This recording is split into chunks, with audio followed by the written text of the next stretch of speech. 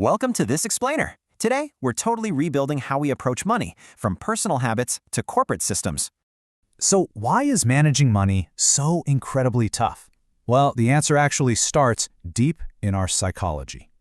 Research shows financial hardship creates a totally vicious psychological trap, and it's all rooted in shame. Unlike guilt, which pushes us to fix mistakes, shame makes us completely withdraw and avoid the issue.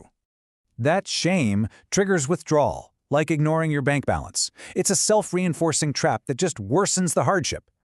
This explains why typical advice fails. Popular books assume you're building wealth, while library programs target basic survival. Actually, the world's most popular advice, paying yourself first, can totally backfire and keep you stuck.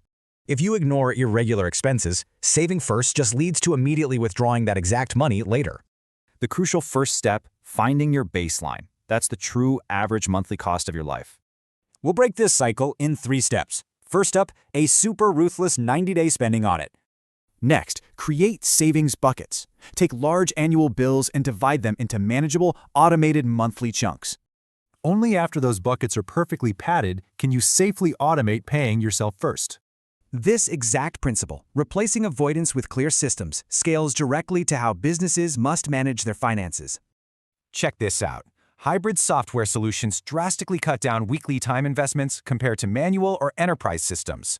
Manual tracking buries you in hidden error costs, while enterprise software gets super bloated and crazy expensive. A hybrid approach automates tedious data entry while plugging right into your existing tools for actual human analysis.